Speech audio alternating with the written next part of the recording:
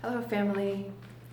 Today I would like to share some perspectives that I hope will be a blessing to you and that you may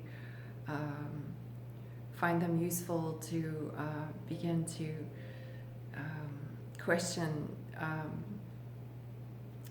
what our culture dictates to us or our society considers acceptable, and that has to do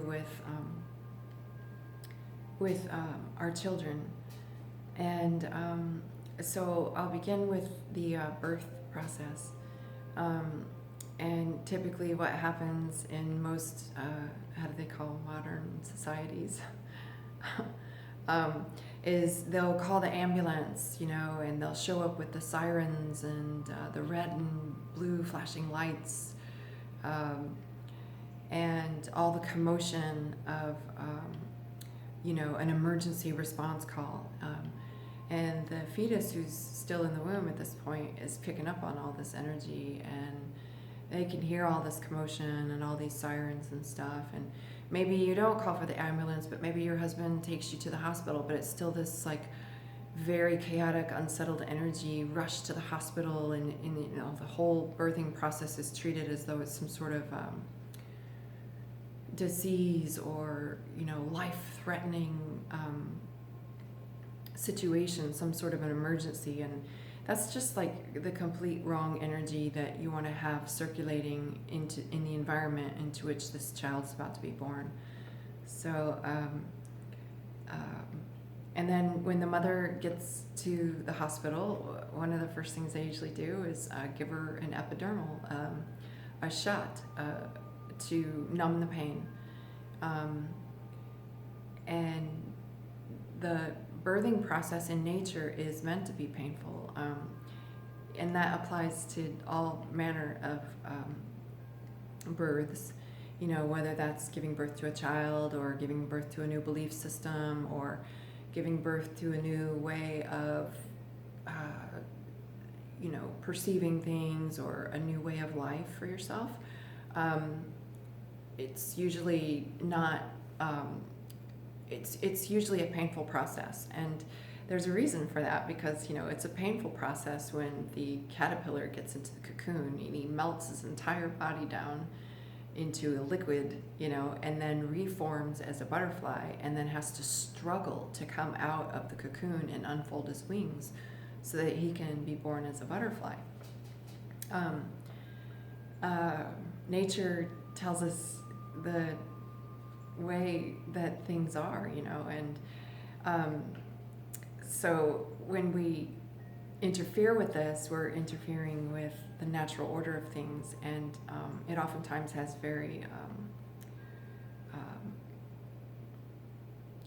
not so good outcomes when we're not in alignment with nature.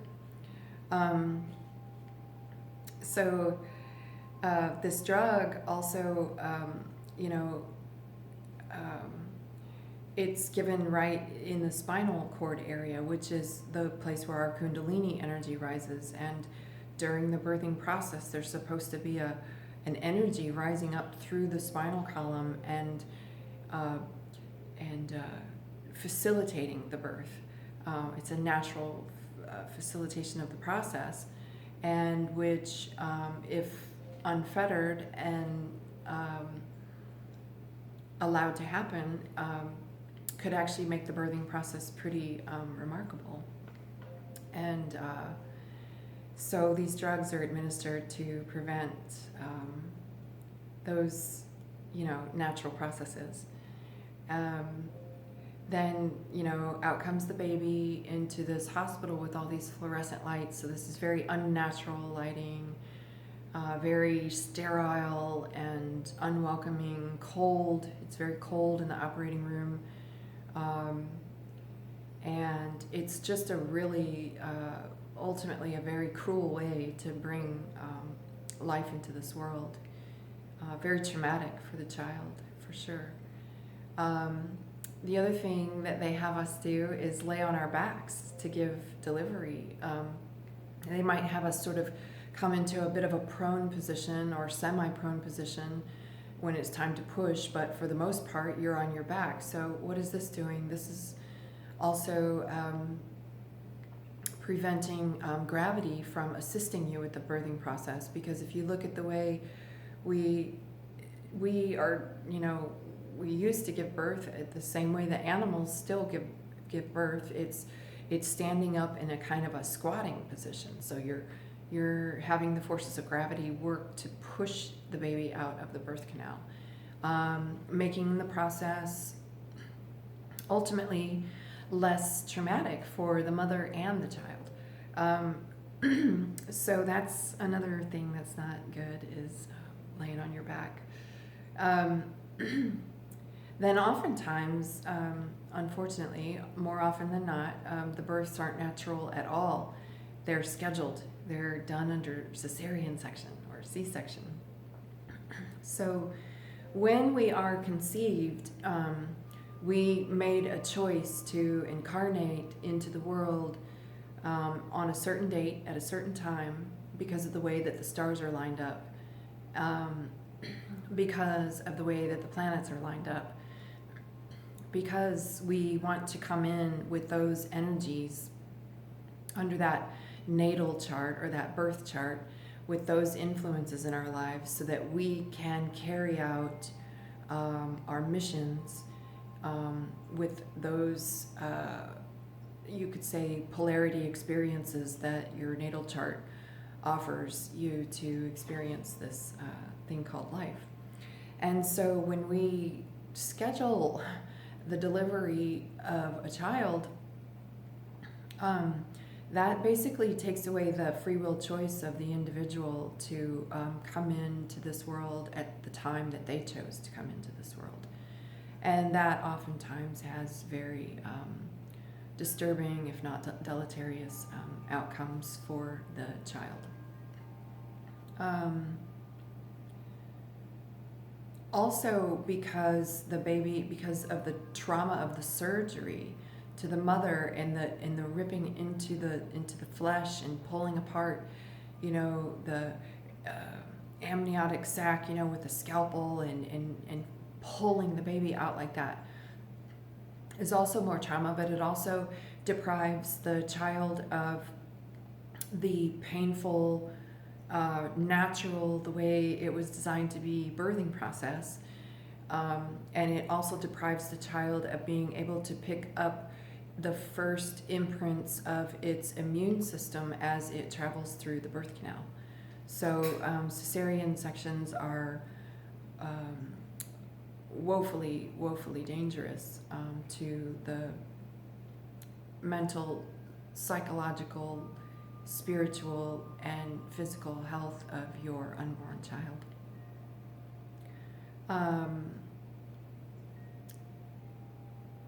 The next thing that usually happens, so after the baby's born, sometimes they put the baby straight on the mother's chest. I understand in some cases they don't, but essentially once the child is born, if you were to follow the laws of nature and see how it is that animals interact with their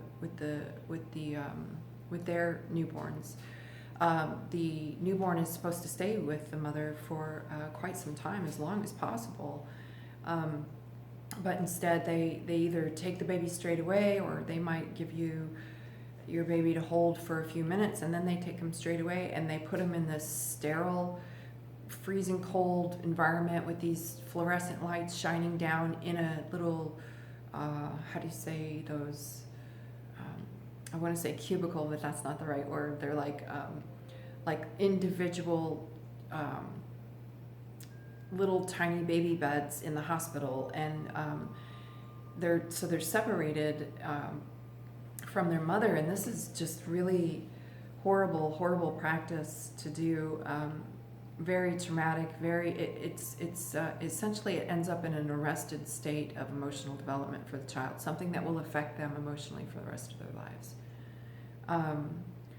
Not having that time to connect with their mother, it's really awful. But then it gets even worse because one of the next things they do in the hospital is they take the soul, SOLE, which is a play on words for soul, because your soul, there's portals for your soul to come out through the palms of your hands and the soles of your feet. And they take this sole of the foot and they smash it into some toxic ink, and then they put it on this certificate, this birth certificate.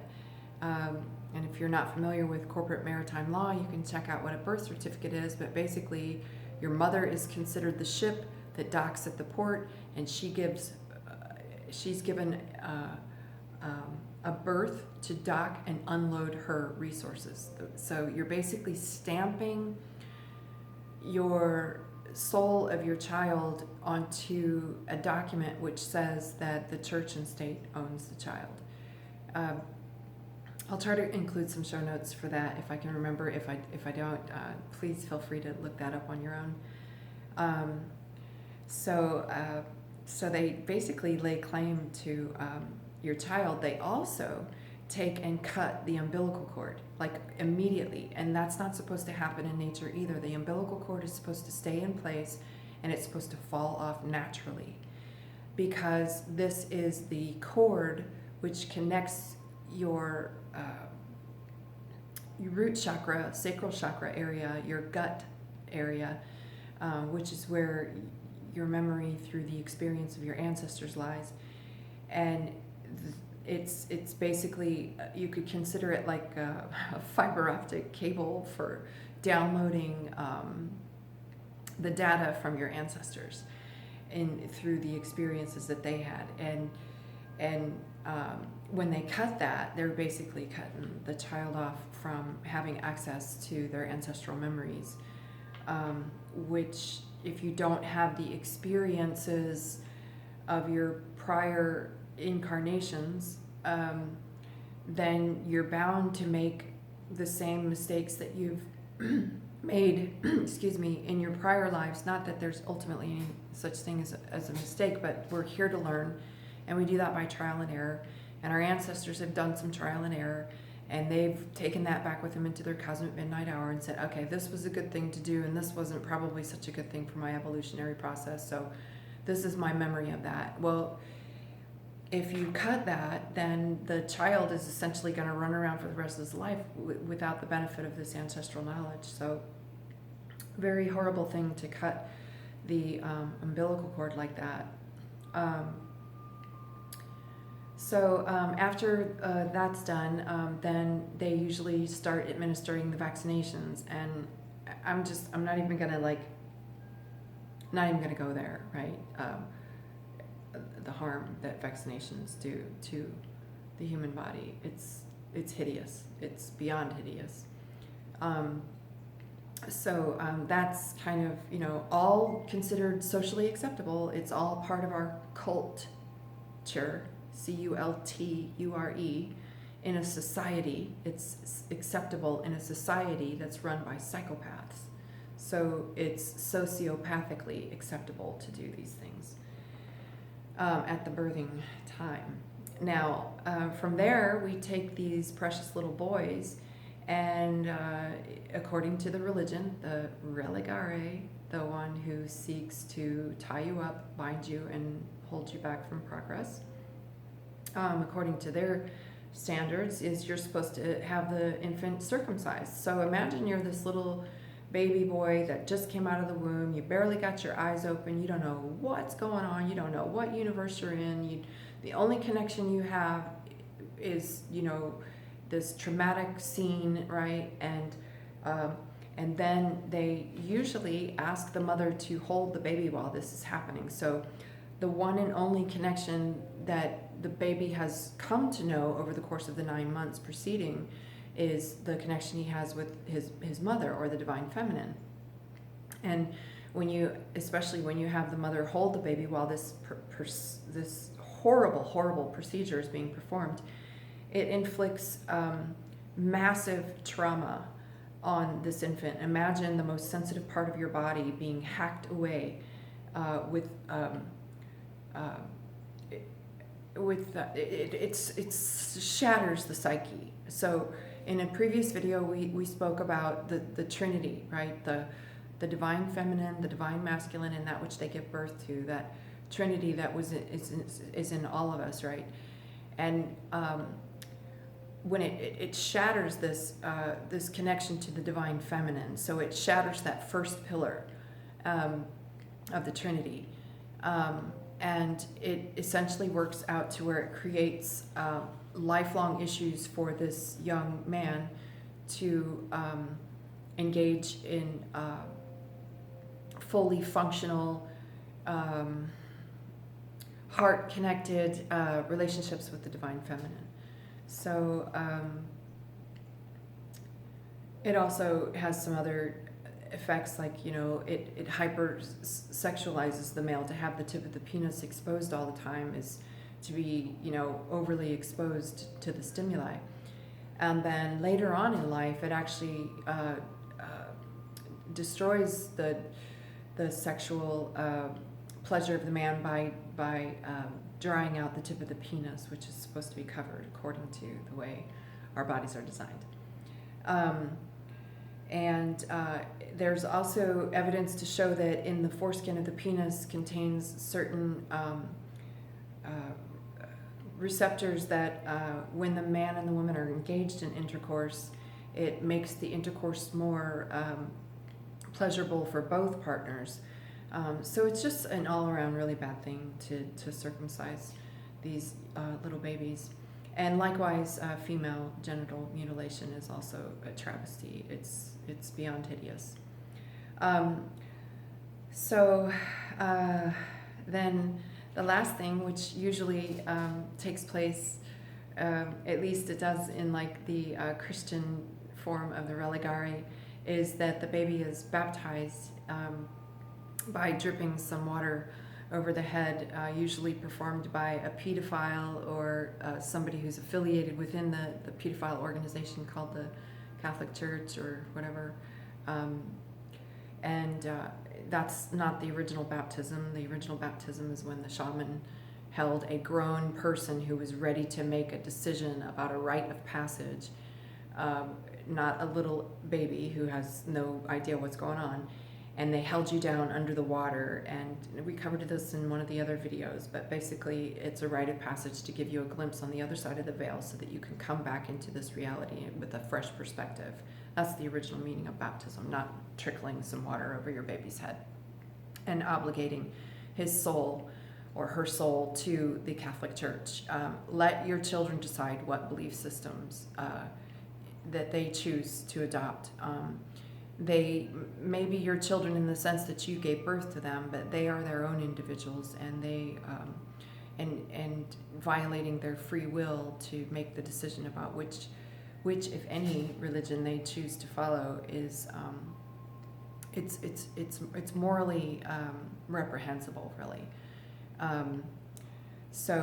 Along with, you know, any other, you know, not just the baptism, but any other ritual that, you know, you obligate your child to performing for the sake of the religion or society, you know, it's just, yeah.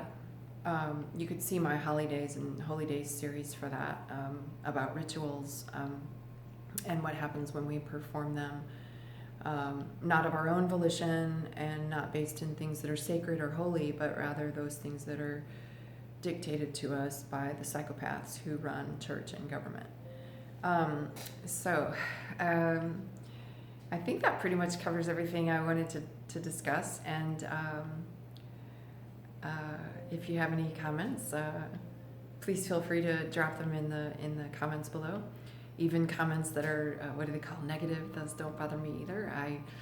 I encourage everybody to have their own opinions, right? So I'm not here to like change you around to my way of thinking. I'm just here to offer some different perspectives so that maybe you can question things.